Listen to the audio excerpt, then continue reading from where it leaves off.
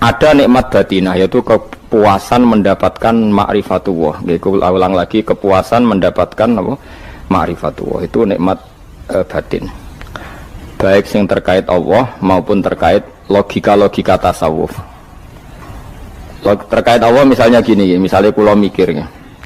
Kulo nu bolak-balik matur niki, berkali-kali di tempat ngaji ini. Mugi-mugi jenengan eling, mboten gadah masalah ingatan ini eling-eling. Eling-eling tenan. Wong nak soleh, ya soleh, soleh. Cek soleh mulai cilik, cek soleh dadakan terus husnul khotimah. Pokoknya napa?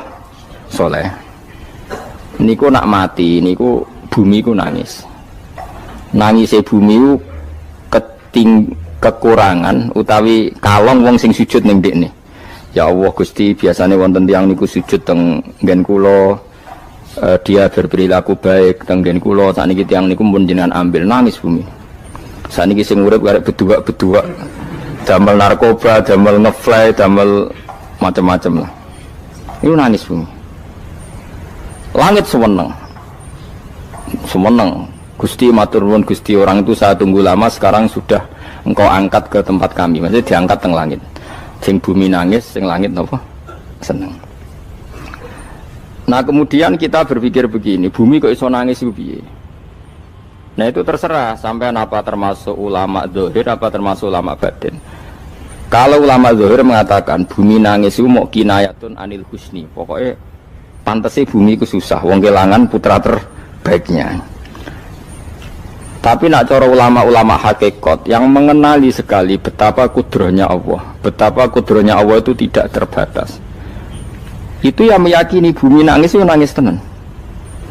Misalnya ngaten kula tak terangno malih ya.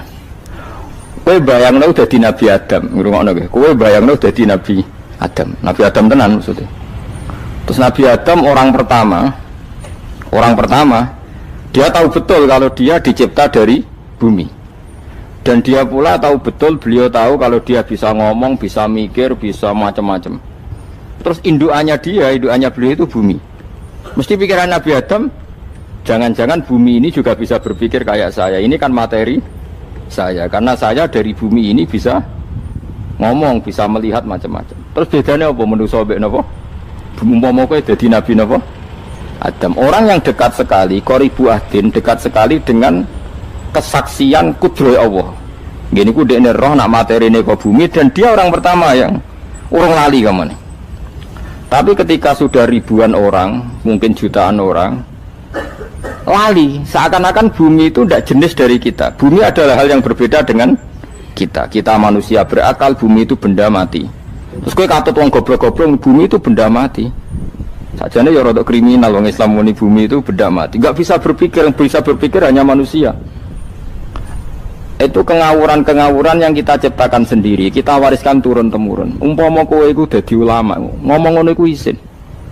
Bumi kok nyekseni kowe sujud, banyu nyekseni mbok pangan, mbok ombe kanggo sujud. Semua itu bersaksi tentang kita. Ya, lah nek sampean tanglet kula, cara melogika gimana? Begini, tak wari cara gampang-gampangan ya. Tawarai tauhid sing kasyaf. Tauhid ini yang dawuh Sayyidina Ali lau kusifal khota'u mastatu yakinan. Umpama somben tutup-tutup iku dibuka, akulah imanku ora tambah mbek pangeran. Karena tren dunia dan akhirat sama. Zaman ning dunia ya Allah ala kulli saing godin, kok zaman ning akhirat ya Allah ala kulli saing. Cara Sayyidina Ali, somben aku wis matilah imanku ora tambah, meskipun aku ora swarga neraka. Lah kena napa? Darah padha wae, ning dunia ya pertunjukan kudratullah, ning akhirat ya pertunjukan kudratullah. Jadi pikirannya Sayyidina Ali seperti itu. Saya kan lahir misalnya tahun 1970. Berarti mulai Nabi Adam itu saya kan nggak ada. Ngerti-ngerti ada. Saya mengira waktu zaman tidak ada itu panjang apa cepat? Cepat, karena kita tidak melalui itu. Ujuk-ujuk wujud. Kadang aku mati ya wedi kan. Mau mati jebule kiamat sak juta tahun kasih apa nang kuburan. Masya Khalillah itu. Makanya aku ya ora roh, tak tinggal turu sakmono kan yo nglilir. Nang lilir terus nanti terus. Apa mlaku-mlaku nang donya apa piye nak turu ya kok ngani ngoyo turu kok ribuan tahun lintas. Terus ya apa jajal? Sampeyan tak takoki, misale sampeyan ning kuburan iku apa? Apa ngadepi mungkar nakir tukaran terus itu keselen tukaran kok nopo ratusan ribu mungkin. Nah terus kita dilatih. Kata Sayyidina Ali gampang latihan seperti kata Sayyidina Ali apa gampang ya udah menjadi wong alim. Pada akhirnya kita ini aku zaman urip yo ora roh karepe, ngerti-ngerti urip, mati yo ora roh karepe. Pas mati sampean petangin nah yo ora roh karepe. Pokoke wa mata sauna illa ya Allah. Makanya masyhur itu dia ketemu orang ateis. Dia orang ateis itu anti Tuhan, anti Tuhan pokoknya. Dia ditanya, lalu kamu hidup itu karena siapa? Ya enggak tahu hidup. Lalu kamu mati yang menentukan siapa? Ya enggak tahu, kalau tahu mati. Ya berarti Anda enggak bisa menentukan diri kamu sendiri. Akhirnya dia taslim, ya ada yang menentukan. Lah ya ada yang menentukan itu dalam Islam disebut apa? Allah, disebut kalimatu haqqin alaiha nahya wa alaiha namut. Jadi kalau maknani itu kalimat yang benar-benar nyata, yang karena kalimat itu pula kita mendapat kehidupan, yang karena kalimat itu pula kita mati, yang karena kalimat itu pula kita akan bangkit lagi. Itu yang makna hakikat. Tapi kalau makna syariat nggak begitu. Kalau makna syariat begini, dan ini benar juga. Mengenai kena ada di ulama, ciri utama ulama itu jami'ul bayan. Dia kalau menjelaskan itu indah sekali, dan orang pasti taslim. Sama saya tak warai tenan. Sama kan biasa wiridan la ilaha illallah kan biasa, mulai mimpin tahlil sampai kepeksa mergo do tahlil melok, sampai sing darani bid'ah akhirnya ya melok tanggane napa? Tahlil. Semuanya wale.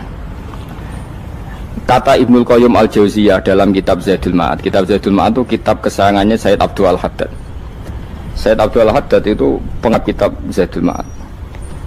Padahal kitab ini dikarang oleh muridnya Ibnu Taimiyah. Abdul Al-Haddad itu gak seneng Ibnu Taimiyah tapi seneng muridnya. Jadi di sini ulama ya demokratis. Gak seneng gurunya tapi seneng. Saja nih Ibnu Taimiyah itu orang baik. Ya ulama top ya baik, ya waras top. Tapi ngerti-ngerti Wahabi itu identik dengan Ibnu Taimiyah. Akhirnya ulama ahli sunnah penyebut itu terus izin. Mulane kiai-kiai ra ono sing dalil kok Ibnu Taimiyah mergo dicap Wahabi. Padahal Ibnu Taimiyah wong alim. Di kitab-kitab kita termasuk Syekh Muhammad piyambak nanya Ibnu Taimiyah qala Syekhul Islam lho qala. Tapi kan ini sudah milik Wahabi sehingga kita ini terus akhirnya gak gelem nyebut. Jadi kitab koyo dalil fastabiqul khairat iki apa par iki dadi dalil yo dhewe-dhewe. Wah parah tenan wong-wong. Dulu saya melihat orang enggak kunut itu ya biasa. Mergo saya sebagai wong alim ngerti iku mazhab Abu Hanifah. Saiki nek ra kunut Muhammadiyah. Kita ini sebetulnya ahlul ilmi enggak tahu kunut itu mazhabnya siapa kita. Itu mazhabnya Abu Hanifah, yang kunut mazhab Syafi'i. Tapi tahu-tahu iki mazhab NU, iki mazhab Muhammad. Mana ada orang-orang ini bisa punya mazhab?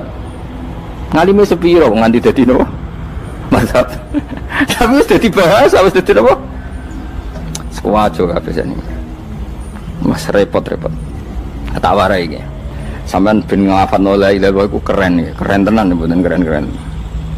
Ngendikane Ibnu Qayyim Al-Jauziyah itu gini. Min asliha khuliqatil jannah wa min asliha khuliqatin nar. Terus wa min asliha khuliqatid dunya wa min asliha buisatir rasul wa min asliha qatalar rasul. Terus sampai sekarang saya tak bedai. Surga itu kan digawe kelas VIP mewah. Terus jari Rugen widadari dulu kan nak wingi sebut. Kira 70. 70. Wahyu kabeh ora ono sing keriting, wahyu kabeh. Wahyu kabeh terus gak tahu delok wong liya kan. Kadang bojo kita wis elek jek delok. Oh iya, widadari sifatnya maksuratun fil khiyam. Jadi gak tahu keluyuran ning ndi. Wahyu kabeh. Lek surga yang semewah itu selek itu ya bagi mereka sing nglafatno atau yang menerima la ilaha illallah. Neraka sekarang dibikin dalam itu. Jari Abu Hurairah neraka itu tes-tesane benda kamu jatuhkan ke neraka itu untuk santai ke bawah itu nunggu 70 tahun. Kila 70.000 tahun. Dikira HP mu mbok ceblokno neraka itu cebloke ngenteni 70 tahun. Betapa dalamnya ngentekno bego piro ya bayang misalnya. Oh itu kontraktor mana saja tidak sanggup itu disuruh ngeduk kedalaman neraka.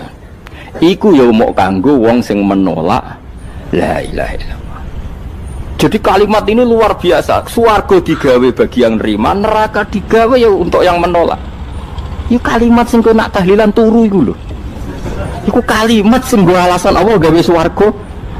Terus kalimat sing suwe-suwe sing lafadzno diarani bid'ah iku. Itu kalimat sesakral ini nasibnya akhir zaman itu entek. Gara-gara dilafadzno tahlilan tersangka jadi apa? Beda. Dulu kalimat yang dipuja-puja penyebab surga dan neraka. Saiki kalimat itu tersangka. Mau perkara napa? Beda. Wis aja melok-melok, kowe debat ya ora iso makili aku, sebarno iso. Kok kowe terusno dalan tok. Dah. Berarti la ilaha illallah itu kalimat yang surga dibikin karena itu, neraka dibikin ya karena itu. Kemudian Allah punya sunnah, lalu butuh pelatihan. Dikasihlah Allah gawe bumi. Piye manusia butuh latihan, dibikinlah bumi. Dan ini latihan ikrar la ilaha illallah dengan sadar, dibikinlah bumi, liyabluwakum terus dites.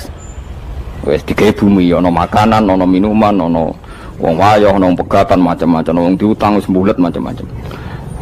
Gue ngetes, eling la ilaha apa eling utangi, eling la ilaha apa eling kasuse, pokoknya dites. Karena nggak fair kalau Allah bikin itu kemudian nggak dites, dibikinlah darul imtihan. Dunia itu bahasa Arabnya darul imtihan, tempat tes-tesan. Imtihan mana apa? Tes, liyabluwakum, diuji. Wes diuji kita hidup. Artinya kita dihidupkannya pun oleh Allah demi tes-tesan la ilaha itu disebut kalimatu haqqin alaiha. Nah ya sebenarnya kita hidup pun ini untuk dites. Pada akhirnya la ilaha illallah apa enggak? Paham ya? Terus dites. Allah itu juga secara hukum itu kan nggak fair, dites kok nggak punya pemandu, dibikinlah rusul, diutuslah para rusul untuk pemandu. Tes itu kan butuh seru, mak pemandu tok ora ono musuhe kan nggak seru, dibikinlah setan. Saat ini sebagian kita sudah setan tapi ini ben seru.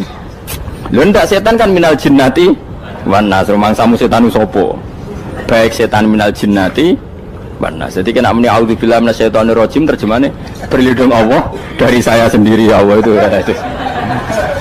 Lho itu kalau lama dulu biasa auzubillahi min syururi anfusina wa min sayyiati a'malina. Sebenarnya kita berlindung hanya dari setan yang jauh, iblis itu enggak. Ya setan diri kamu sendiri, min syururi anfusina, dari kejelekan diri kita. Ngomongnya do ujug, soalnya setan tuh makhluk gaib sing piye. Lah kowe iku sapa? Nganti kowe maksiat terus mergo akrab klop, roh mbek setan klop. Mulane terus maksiat. Dah. Allah ngutus pemandu yang ngecul setan ben fair. Napa? Fair. Jadi semua darul ibtila ini juga demi kalimat. Nah, makanya disebut kalimatu haqqin sing alaiha nahya. Kita hidup ya demi mendapatkan kalimat itu. Kita mati nanti ya demi kalimat itu, artinya mati ke neraka ya karena kalimat itu kita menolak atau mengabaikan. Masuk surga ya karena kalimat itu kita hormat, kita benar dalam memperlakukan kalimat itu. Berarti alaiha nahya wa alaiha nam. Terus wa alaiha nub'as karuan, kalau kamu termasuk minal aminin ya nub'as minas solihin, kalau minal kafirin ya nub'as minal zalimin. Tapi semua desain dunia ini hanya demi kalimat la ilaha illallah Muhammadur Rasulullah. Nah ini kan penting. Bagaimana mungkin kemudian kalimat sesakral ini, sehebat ini, kemudian ada orang tahlil kamu tidur? Kok iso? Kalau jangga kok iso wong turu? Misalnya kayak mangkel, kalau mangkel sing mimpin Gus, suwira barbar. Bagaimana mungkin kalimat yang menyelamatkan Anda kemudian Anda anggap problem? Elek gak? Apalagi kamu anggap ini bid'ah. Nak cara kula oke lah, ndongakno mayit itu gak ono tuntunan Nabi. Tahlilan gak ono tuntunan. Tapi wis muni tok kono tok. Artinya muni tok kono tok ora usah nyerang kalimah, enak kalimah tetap kalimah thayyibah. Soal kowe ora seneng sing tahlil, mergo tiga profesi lah iku wonge wae gedhinge aja geman. Ya saya misalnya, saya kadang nggak cocok sama mubalek karena kadang profesi. Tapi saya tidak pernah anti pengajian, bagaimana itu membawa syiar Islam. Tapi kalau mubalek kadang orang seneng, kadang takut untuk piro. Bareng sangoni sidik, kok sumpah be transportasi ini. Lah ngono kok mbok senengi iku piye? Tapi kita terus gedeng keliru ku sing gawa syiar Islam. Mana ada pengajian didengar orang banyak tanpa mubalek? Gak iso. Ini iso melepukno barang-barang ra penting dadi penting iso. Lah cara guruku teng sareng lha ngape mlepuk kanggo panggung barang perkara. Tapi kadang ya benar. Yang namanya mudin mubalek ya itu bisa benar bisa salah, tapi kamu nggak boleh gedeng kalimatnya. Piye kalimat itu kalimat hak. Nah, ini penting kula utarakan sehingga zaman Nabi Sugeng ini rungokno tenan ngaji kula. Zaman Nabi Sugeng ada sahabat Namanya itu Usamah bin Zaid. Ini sahabat kesayangannya Nabi, hibbu Rasulillah. Usamah itu diutus Nabi perang. Ini dengerin ya, diutus perang. Pas perang itu si kafir tadi memenggal temannya. Ada yang tangannya putus, kakinya putus. Wah, seorang kafir ini sudah luar biasa. Bacok sana, bacok sini. Ketika terdesak oleh pasukan Usamah, kebetulan Usamah ini cakap ya, sama beberapa temannya orang Ansor. Orang kafir yang sudah Koto'a arjulana wa koto'a aidiana, dia pas terdesak bilang la ilaha illallah. Terus sama Usamah tetap ditusuk, dibunuh karena dia berpikir ini qolaha muta'awid, dan dia melafadzkan kalimat itu hanya berlindung dari pembunuhan. Setelah dilaporkan Nabi itu marah besar. Nabi ngendikan kaifa anta ya Usamah bila ilaha illallah idza ja'at bika yaumal qiyamah. Kowe nak ditakoki la ilaha illallah ku piye? Piye-piye wis ngomong la ilaha illallah, tapi sampai ngomong ngoten sausé ngetoki tangan kula, maksudnya tangan kula tangan kelompok saya, kaki saya. Nabi tetap jawab kaifa bila ilaha illallah idza ja'at bika yaumal qiyamah. Pokoknya Nabi menyoal terus.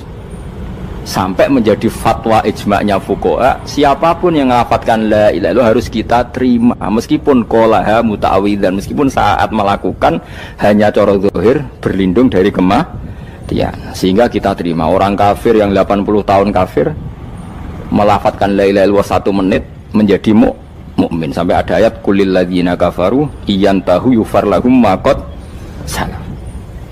Ini kalimat yang sakral, bahkan kafir yang 80 tahun saja menjadi mukmin hanya karena melafadzkan la ilaha illallah. Mulanya yang ngaji saya, yang seneng saya, jangan pernah kamu mengatakan ada bid'ah yang orang bisa jadi kafir.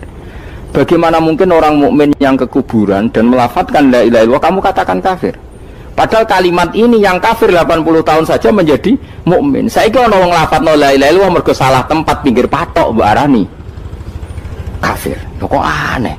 Wong sing kafir 80 tahun dadi mukmin iki gara-gara nglafadzno la ilaha illallah dadi kafir. Mergo mau salah tempat ning pinggir apa? Patok. Mboten ora cocok muni nganggur, wong sering ziarah ku nganggur. Nyatane ya tenan. Cara dekne pegawai negeri ora sering ziarah. Nah, tapi ora usah muni kafir gak mungkin lah. Coba kalimat ini itu orang kafir yang 80 tahun menjadi apa coba dengan melafadzkan kalimat ini? Mukmin kan? Berarti kalimat ini adalah kalimat penghilang kekafiran. Lalu karena dilafadzkan secara salah dianggap kafir. Hanya karena bid'ah itu tidak mungkin. Makanya sebetulnya Wahabi yang alim-alim itu tidak berpendapat demikian. Saya punya beberapa referensi Wahabi yang alim itu tidak pernah mengkafir-kafirkan orang karena perdebatannya seperti itu. Tapi saat ini wis kuwajo. Sebenarnya kalau orang alim itu ya mirip-mirip, entah Wahabi entah tidak mirip-mirip. Karena kalimat tadi. Wahabi itu kitab terbesarnya itu Ibnu Taimiyah. Ibnu Taimiyah itu punya murid Ibnu Qayyim Al-Jauziyah. Itu sampai sekarang saya lihat di fatwanya Ibnu Taimiyah itu begitu hormat sama orang-orang kita ini sama. Tapi tahu-tahu lewat penyaduran sana sini terus menjadi kacau. Jadi kalau balik ini malah sampai nak kepengen dua nikmat batinah. Seperti tadi yang saya utarakan, swarga dicipta sedemikian mewah ya demi yang menerima la ilaha illallah. Terus neraka dibikin se-ekstrim itu juga bagi yang nolak. Kemudian dibikin daru pelatihan yaitu dunia ya karena kalimat, berarti kalimat itu luar biasa. Wa biha qamatis samawati wal ardu. Kalimat ini pulang menjadikan langit bumi berdiri. Lalu sekarang kita bisa ngomong, bisa berpikir, bisa ngadekno BPKB macam-macam. Itu karena kita sendiri apa karena kudratullah? Saya tanya. Karena kudratullah. Kalau karena kudratullah, apa susahnya Allah bikin kemampuan tanah ini nangis, tanah ini susah. Wong podo-podo kowe iso nangis, iso mikir ya mergo kudratullah, ndak karena kamu. Harusnya ya sama, bumi-bumi ini bisa menangis juga karena kudratullah. Makanya bumi ini menangis ketika enggak ada orang yang sujud. Iku ya mungkin. Wong zaman kowe iso nangis ya krana kudratullah, mestine bumi yang kamu katakan benda mati, hakikatnya dengan kudratullah juga sama dengan kita. Mulane tenggene kitab Al-Husunul Hamidiyah, kula ngrasa utang tenan mbek kitab niku. Dulu saya ngaji 2 tahun kitab Al-Husun. Kitabnya kecil tapi saya ngaji itu 2 tahun. Berkali-kali saya ulang. Itu beliau cerita gini. Dia yang ngarang itu orang alim, kebetulan dia orang India. Memang kelebihannya kitab dikarang orang Arab itu luweh bulet. Wong Arab kan semuanya Islam, karangannya itu standar. Ini dikarang orang India. Di Tonggo Blodor, di masjidnya, dikarang ulama yang masyarakatnya itu udah karu-karuan. Beliau cerita itu gini, manusia itu punya satu kebodohan, di mana kebodohan itu disebabkan oleh robtul asbab al-adiyah, mengkaitkan sebab sing biasa-biasa. Misalnya gini, sama saya kita omongi, misalnya ada orang bilang gini, batu ini nanti itu menjadi ayam. Orang bilang mukhal apa enggak? Enggak, jawab saja. Mukhal. Kenapa bilang mukhal? Karena dikira enggak bisa kan? Enggak, jawab saja. Jawab satu-satu. Batu ini menjadi ayam. Kamu jawab mukhal. Alasannya apa? Alasannya enggak mungkin terjadi apa kamu enggak bisa? Sebetulnya karena kamu udah bisa. Udah. Lau ukhbiro dzakar rajul. Andai kan orang itu kamu kasih tahu, klungsu ini biji asem itu, biji pohon asem itu. Nanti yang kecil ini suatu saat besar. Setelah besar buahnya banyak, tambah besar, tambah besar. Terus orang bilang mungkin. Ketika bilang mungkin itu karena dia bisa apa hanya karena menyaksikan berkali-kali ada kejadian nak klungsu ditandur iku iso dadi gede. Coba sama jawab. Karena dia bisa apa karena hanya menyaksikan itu sering terjadi? Hanya menyaksikan. Artinya zaman dia mengatakan mungkin itu pun tidak memberi kontribusi ikut buat. Iya enggak? Tetap bergantung kudrahnya Allah. Dia hanya bilang mungkin karena sering melihat. Sebenarnya dia enggak sama sekali memberi kontribusi. Lha darani mungkin ya ora urun. Paham ya? Lalu kenapa dia kecangkeman terus muni wong wis mati dadi lemah gak mungkin dadi manusa meneh. Lho zaman dadi manusa sing wis ngene iki kok mani dene lara melo gawe. Terus muni mungkin mergo sering terjadi, sering roh, sering bersaksi. Berarti sebetulnya manusia itu pakai ukuran dia mampu tidak mampu apa pakai ukuran bersaksi melihat? Bersaksi. Nah ini kan problem kita sebagai manusia itu problem. Makanya disebut wa kanal insanu dzaluman jahula wis goblok aja-aja. Mergo manusia itu nak wis goblok aja-aja. Makanya saya kemarin diminta ngisi di pondok kajen. Kalau sampean berdebat sama orang ateis atau orang komunis itu gampang saja. Dilatih begini seperti teorinya Quran. Ya nanti saya teruskan ini tak ulang lagi ya. Saya ulang lagi ya. Andai kan nggak pernah terjadi telur itu jadi ayam, nggak pernah terjadi sama sekali. Telur itu jadi ayam. Terus kamu mengasih tahu orang tadi, telur ini loh nanti jadi hewan yang hidup terus terbang. Mesti dia bilang mohal, mau benda mati kok nanti jadi benda hidup yang terbang ngalor ngidul. Berhubung sering terjadi dan dia pun tidak ikut bikin, bilang mungkin. Paham ya? Saya ulang lagi ya. Berarti dia bilang mungkin karena sering apa? Terjadi dan dia lihat. Andai kan pertama kali nggak ada telur sama sekali yang jadi ayam, terus pengalaman pertama di dunia belum pernah terjadi. Kamu kasih tahu telur ini nanti jadi ayam terus terbang. Orang ini bilang mukhal enggak? Mukhal. Berhubung sering terjadi bilang enggak? Mukhal. Nah berarti kita nanti bangkit dari kubur gampang saja bagi Allah. Cuma belum pernah terjadi kamu mengatakan mukhal. Nah makanya otak kita harus dibenahi. Makanya jogeman percaya ambek yang pernah kita lihat, yang sering kita lihat. Percayalah dengan akal, tapi akal waras tuh. Karena waras itu serepot tatanannya wangil. Makanya Islam itu melatih. Kul falillahil hujjatul balighah. Misalnya begini ya, dulu kalau Gerwani atau PKI atau siapa saja lah, itu kalau melatih anak-anak TK, makanya seorang ulama harus punya kecakapan penjelasan ibanatul ahkam. Itu anak-anak kecil dilatih. Anak-anak kamu terpejam, mintalah manisan sama Allah.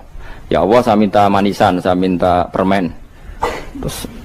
Terus disuruh buka, dapat enggak anak-anak? Enggak dapat bu, wah berarti Allah enggak ada. Sekarang minta sama bu guru. Bu guru kami minta permen dikasih. Berarti yang ada bu guru bukan Tuhan gitu. Akhirnya jadi gerakan ateisme. Nah sebetulnya untuk melawan gerakan itu kita harus melatih begini misalnya gini. Saya itu pernah ketemu sama orang yang berpikiran komunis. Oh komunis juga. Dia nantang saya gini, Pak, pokoknya saya tidak bisa menerima konsep Tuhan sebelum Anda bisa menjelaskan kenapa ada Tuhan. Jadi, bocah kok elek ini. Nah, aku ngerti aja, sak cerdas ini tetap cerdas aku yakin tetap cerdas aku. Rasanya selain raine seram meyakinkan, tak pikir tetap cerdas. Kulo itu kan wong Quran nggih, artinya punya pikiran panjang. Mungkin di antara orang Islam kita ini tidak punya kecakapan menjelaskan. Tapi kalau orang sering baca Quran, apalagi dia ngaji tafsir ya, yang waras, maksudnya waras lah. Terus rapati seneng duit, barang ini penting ya. Kalau seneng duit, wis mari goblok. Yakin ulama seneng duit, mari goblok, tak jamin. Umpama alim wis kelas B, kelas C gak bisa, tahqiq gak bisa. Kalau tahu kandhani kanca kula riyen ambek jenengan udah saya kaca akeh. Lah kena apa? Cok seneng duit kok. Duit wis masalah bagi ulama. Ora duwe ya luwih masalah kan ya. Maksudnya ora usah seneng tapi aja terus gak duwe. Sekarang saya tanya, Quran itu melatih kita gini. Quran itu sederhana kalau ngelatih tauhid, tapi orang pasti ingat. Kata Allah gini, enggak apa-apa, saya ndak Tuhan enggak apa-apa, kamu yang Tuhan. Tapi buktikan kalau kamu Tuhan. Caranya gini. Am khalaqus samawati wal ardi. Ya enggak apa-apa, kamu yang Tuhan enggak apa-apa, tapi buktikan kalau kamu menciptakan langit bumi. Mereka pasti ikrar, ya enggak mungkin saya menciptakan bumi, saya lahir sudah ada bumi. Yesus lahir sudah ada bumi, enggak mungkin Tuhan. Terus Tuhan membuat pertanyaan kedua, am khuliqu min ghairi syai'in. Ya sudah, kalau saya tidak Tuhan lalu enggak ada Tuhan, berarti alam raya ini tercipta oleh sesuatu yang enggak ada. Aneh enggak? Misalnya sebelum alam raya ini enggak ada Tuhan. Berarti sebelum alam raya ini kan adanya nihilisme, sesuatu yang enggak ada. Kemudian sesuatu yang enggak ada ini menjadi penyebab sesuatu yang ada. Aneh enggak? Menurut saya aneh. Sesuatu yang enggak ada itu mestinya kan enggak bisa ngelabeti, enggak bisa berfungsi, enggak bisa ada gunanya. Wong jenenge ra ono iku ora marai apa-apa. Ora ono kok dadi sebab. Sesuatu yang menjadi sebab itu yang wujud apa yang enggak ada? Yang wujud. Sak takok ini. Lah kalau enggak ada Tuhan berarti alam raya ini lalu sebabnya apa? Ya dari ketiadaan, lalu tiada itu menjadi sebab. Yang tiada kok jadi sebab itu tekem lho. Mikir. Di mana-mana yang sebab itu harus barang yang wujud, enggak boleh tiada kok jadi sebab. Ini kan jadi aneh, sesuatu yang tiada menyebabkan sesuatu yang ada. Terus dia bilang, ya pokoknya ronde ini kalah, Pak. Tahu kapan tak pikir aja. Pikir nganti mati temenang aku ini ngono. Makanya sebetulnya dalam ilmu mantek, pertama itu kita tidak harus iman Tuhan itu namanya Allah, tidak harus. Makanya pertama dikenalkan, sementing kenal Tuhan itu ada dulu. Disebut zat sing wajibil wujud, belum disebut namanya Allah. Allah itu disebut nama Islam, itu paham ya? Saya ulang lagi, Allah disebut itu nama Islam. Tapi kalau penemuan akal hanya sampai kita ini butuh zat sing wajibil wujud, sing menjadi penyebab semua alam raya ini. Di bahasa Arab disebut musabbibul asbab. Belum menyebut Allah musabbibul asbab. Islam pun pertama Iqra turun ya gak nyebut Allah. Iqra bismi rabbikal ladzi khalaq, khalaqal insana min 'alaq. Iqra wa rabbuka. Tuhan itu siapa? Yang mencipta. Nah, yang mencipta ini oleh syariat Islam disebut apa? Tapi dalam logika yang penting kue kenal si ono musabbibil asbab. Pastikan bahwa alam raya ini yang wujud pasti disebabkan sesuatu yang ada. Nggak boleh barang wujud kok diciptakan oleh sesuatu yang tidak ada. Yang gendeng ora barbar barang ra ono mbok sifati al khaliq. Sing gawe langit bumi apa? Pencipta. Penciptane apa? Sesuatu yang tidak ada. Kowe ikhlas dutek ngono kowe ikhlas ta ora ya? Gak kowe ikhlas ta ora dutek ngono kowe ikhlas ta. Kowe gelem dadi bodho niku. Gelem kan? Mboten. Nah, nikmat ngono jenenge nikmat batin. Mulane sing suwenang mbek kalimat la ilaha illallah. Wis ana sing bid'ahno Allah iku wong nganggur wis beno sak uni-unine. Tapi kadang memang kita berlebihan. Tahlilan rabar-bar matang puluh dinane rabar-bar muga alasane wis disangoni akeh tahlil sedih lho sakake penggemar sing keselen sing rantuk sangu ya butuh cepet. Lane cara kula niki penting kula utarke. Kowe nek ora cocok tahlilan 40 dina wis ngomong ae kira cocok model harinya. Tapi ki aja menolak kalimat la ilaha illallah iku disifati Kanjeng Nabi kalimat thayyibat. Wong Nabi nyifati thayyibah, kalimat yang suci kok nyifati bid. Tak soal kira cocok wong sebut. Misalnya kamu bilang saja wong mati wis sangu amale lha apa didongakno barang. Nek kowe pengen ndonga ora usah ndonga. Wis ora usah biasa wae. Kula lah mbok dongakno ora seneng. Gak meyakinkan. Karo dene mlebu swarga butuh dongamu ora ono swarga fadhole pangeran apa mbok dongano barang. Nah, tapi kowe donga aku ya seneng. Senenge ya semau lah timbang nyanyi-nyanyi rame-rame sadok donga. Mbok mandi mbok ora pokoke donga. Saya ulang lagi ya. Makanya Quran itu melatih logika sampai seperti itu. Am khalaqus samawati wal ard bal la yuqinun sampai terus diulang-ulang. Am khuliqu min ghairi syai'in. Kalau mereka merasa Tuhan nggak apa-apa, tapi buktikan mereka ini wujud sendiri tanpa sebab. Atau begini, kalau mereka tidak tahu sebab pencipta langit bumi, mereka sendiri suruh yakin kalau mereka adalah penciptanya. Amhumul khaliqun, nggak apa-apa. Ya tapi masih Abu Jahal gendeng lah, masih Abu Lahab ngawur lah, nak takoki, ya wes pangeran kowe sing gawe langit bumi. Penggemarnya saja pasti tertawa. Masa Abu Lahab darane pencipta langit bumi, wong lahire ning bumi. Tapi Quran oleh nggak jawab, am khalaqus samawati wal ardo. Apakah mereka menciptakan langit bumi? Bala yuqinun, mereka pun tidak pernah yakin. Jadi itu pangeran. Makanya di mana-mana orang alim itu suka debat. Karena pangeran sendiri kalau menjelaskan kebenaran seringnya juga nantang debat. Kata Allah, "Qul ara'aytum ma tad'una min dunillah aruni madza khalaqu minal ardi am lahum syirkun fis samawat." Enggak apa-apa mereka Tuhan kata Allah, tapi buktikan zaman langit diciptakan mereka memberi kontribusi apa? Apa urun bego, apa urun cagak, apa piye lah pas aku gawe langit iku dekne urun apa jare am lahum syirkun fis samawat. Misale urun apa lah? Urun tol ta urun apa lah. Itu pangeran. Mereka kan pasti menjawab enggak. Terus itu nih bi kita biming qobliyada. Kalau kamu nggak percaya Quran sebagai kitab, nggak apa-apa. Tapi buktikan kamu punya kitab tandingan. Nggak, mereka nggak punya juga. Atau gini, nggak usah Quran, nggak usah sakralan. Au atharotim min ilmin, atau kajian ilmiah yang membuktikan bahwa Yesus itu Tuhan, atau yang membuktikan bahwa berhala itu Tuhan. In kuntum shodiqin, nggak apa-apa kalau kamu benar, buktikan.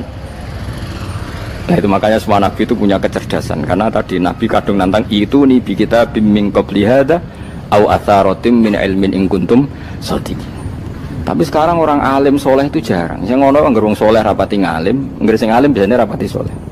Lah kula tuh masuk rontok-rontok ya rontok soleh ya rontok, tapi lumayan masih menjaga hujjatullah tadi. Sebab itu ulama dulu mengajarkan Allah itu siapa? Disifati zat sing wajibil wujud. Karena alam ini kadung ada. Kalau alam ini kadung ada, pasti penyebabnya sesuatu yang wujud. Tapi kalau wujudnya mungkin, bahaya. Wong sing gawe wae wujudnya terima mungkin, bisa wujud bisa tidak. Makanya dipermanenkan yang gawe alam ini zat sing wajibil wujud. Sing wujudnya wajib. Wajib itu nggak bisa nggak, pasti wujud. Nah terus kita kenal itu namanya khaliq, itu musabbibil asbab, itu khaliqul asya. Lalu oleh Islam zat yang demikian itu disebut Allah. Terus jadi la ilaha illallah. Nah orang yang bertauhid gini tentu punya kenikmatan batin yang luar biasa. Sehingga saya bayangkan nanti mati yang ngono biasa wae kan. Gusti zaman kula teng donya ora melok ngatur oksigen, ngatur nyawa, ape mati ndak ra ngoten. Mulane jare Siti Ali, jenengan jenengan nak mati tambah pinter apa biasa? Ya biasa wae. Ning bumi yo ndelok kudrohe Allah, kok ning akhirat ndak ra padha wae ndelok kudrohe Allah. Mulane beliau masyhur guyonan beliau lau kusifal ghata mastatu yakinan. So ben aku nek mukasafah ning akhirat imanku yo ora tambah, ya biasa wae, standar-standar wae. Maksudnya kue ning dunya ujung-ujungnya paling pokok ya menyaksikan kudratullah. So ben ning akhirat ujung-ujungnya paling pokok ya delok kudratullah. Ning dunya saiki Allah ya matlubi sing kita cari, so ben ning akhirat ya Allah lupi.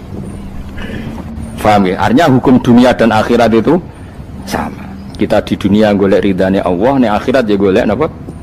Ridhanya Allah. Lah soal kecil itu, tapi di akhirat ada masalah, Gus pun rokok masalah, diutang ditagih yo masalah, kere suwi ku yo masalah. Ya biasa jenenge makhluk anane masalah. Sing ora oleh di masalah ku pangeran. Pangeran duwe masalah. Biasa wae. Lah makanya kula suwun nggih aja geman gedeng